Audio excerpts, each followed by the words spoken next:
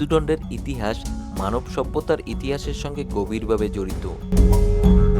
এটি বিশ্বের বহু সমাজে বহু শতাব্দী ধরে শাস্তির একটি প্রথাগত রূপ হিসেবে ব্যবহৃত হয়ে এসেছে।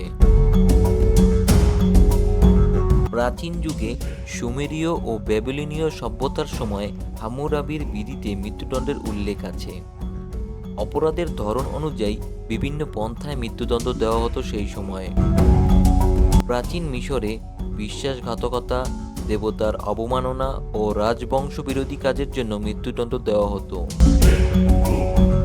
প্রাচীনকালে চীনে 5 পেন্স নামে পরিচিত 5টি নিষ্ঠুর শাস্তির মধ্যে মৃত্যুদণ্ড ছিল অন্যতম। প্রাচীনকালে গ্রিসে সক্রেটিসকে বিষপানে মৃত্যুদণ্ড দেওয়া হয়েছিল এবং রোমান সাম্রাজ্যে ক্রুশবিদ্ধকরণ ছিল এক সাধারণ মৃত্যুদণ্ডের রীতি। মধ্যযুগীয় আমলে ইউরোপে খ্রিস্টান ধর্মদ্রোহিতা, জাদুবিদ্যা, ব্যভিচার এবং রাষ্ট্রদ্রোহের জন্য মৃত্যুদণ্ড প্রচলন বহাল ছিল। শিরচ্ছেদ, দাহ করা, গিলোটিন ইত্যাদি ব্যবহার করা হতো সেই সময়ে।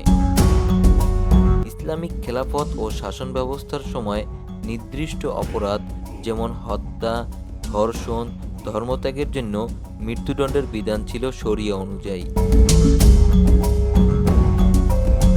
আধুনিক যুগে 1800 ও 19 শতকের দিকে ইউরোপে এবং আমেরিকায় মৃত্যুদণ্ডের সমালোচনা বাড়তে থাকে।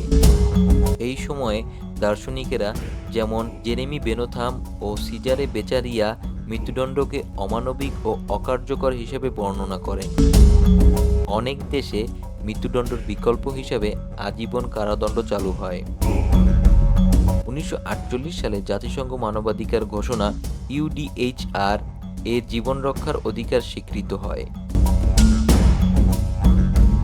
সমসাময়িক বিশ্বের কিছু দেশ যেমন চীন, ইরান, সৌদি আরব, যুক্তরাষ্ট্র এখনও মৃত্যুদণ্ড বহাল রেখেছে। আবার অনেক দেশ যেমন বাংলাদেশ, ভারত, পাকিস্তান মৃত্যুদণ্ড রেখেছে, কিন্তু সাধারণত বিশেষ গুরুতর অপরাধের প্রয়োগ করার জন্য। ইউরোপীয় ইউনিয়নভুক্ত বেশিরভাগ দেশে মৃত্যুদণ্ড সম্পূর্ণভাবে নিষিদ্ধ করা হয়েছে।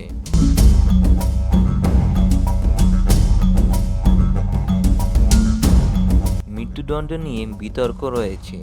মৃত্যুদণ্ড যারা সমর্থন করেন তারা মনে করেন ন্যায় বিচার ও প্রতিশোধের ধারণা, ভয়ভীতি প্রদর্শনের মাধ্যমে অপরাধ হ্রাস করা সম্ভব। অন্যদিকে যারা মৃত্যুদণ্ডের বিরোধিতা করেন তারা মানবাধিকার লঙ্ঘন, বিচার ব্যবস্থার ভুল সিদ্ধান্তের সম্ভাবনা ও শাস্তির কার্যকারিতার প্রশ্ন নিয়ে নানামুখী আলোচনার সম্মুখীন হয়ে থাকেন।